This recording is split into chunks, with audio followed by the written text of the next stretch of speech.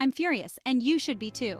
In an age where information is at our fingertips, the negligence around the safety of electromagnetic fields, or EMFs, from wireless devices is, quite frankly, criminal.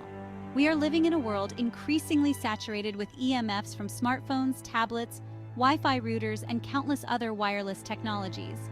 Yet the public remains largely ignorant, and our regulatory bodies are woefully outdated and ineffective. Let's face it, the science is clear. There is a substantial body of research indicating potential health risks associated with EMF exposure, particularly for our children. Major studies like the Interphone study, Hardell Group studies, Serenat study, U.S. National Toxicology Program, Ramazzini Institute study, Reflex Project, Bio Initiative report, and the meticulous work of researchers like Dr. Henry Lai have collectively pointed towards an increased health risk from cell phone-level electromagnetic radiation. But where is the public outcry? Where are the updated regulations to protect us?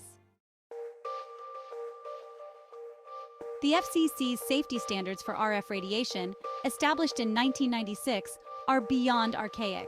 Let that sink in.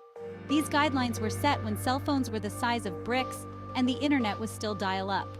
They only consider the thermal effects of radiation, the outdated notion that EMF can only harm us if it heats our tissues. This is akin to saying that cigarettes are safe because they don't give you a fever. The reality is far more complex and sinister. Science evolves, and so should our understanding of risks. Research has increasingly shown that non-ionizing RF radiation can have biological effects beyond heating. DNA damage, oxidative stress, and changes in gene expression occur at levels that do not cause significant temperature increases. Yet our regulations remain rooted in the past, ignoring these non-thermal effects. One of the most alarming aspects is the impact on children. Children's bodies are still developing, their skulls are thinner, and their brains are more susceptible to radiation. Despite this, children are using smartphones and tablets at younger and younger ages, exposing them to radiation levels that could be causing long-term harm. Studies have shown correlations between EMF exposure and increased risks of cancer, neurological disorders, and cognitive impairments. Yet parents remain largely unaware, and those who do know are often ridiculed as alarmists. Why isn't this front-page news?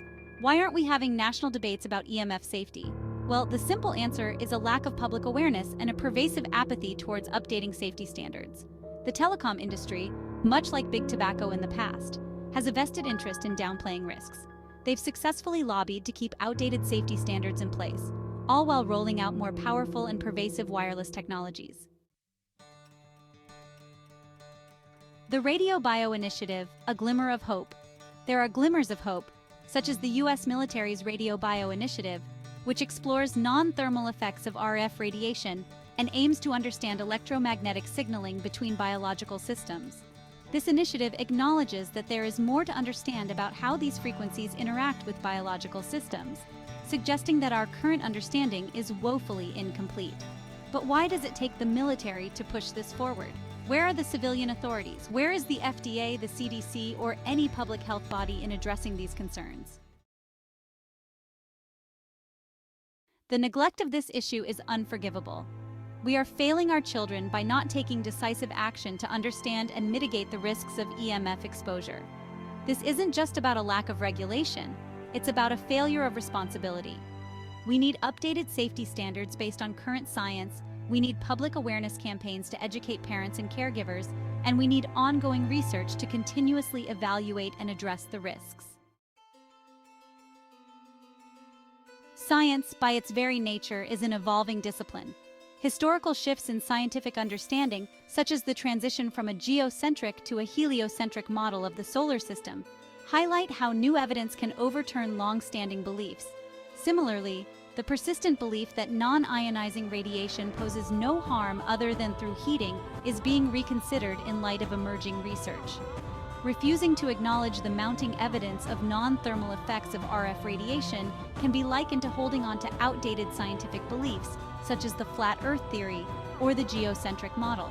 Just as these ideas were eventually replaced by more accurate understandings, the notion that non-ionizing radiation's only impact is thermal is facing a similar reassessment.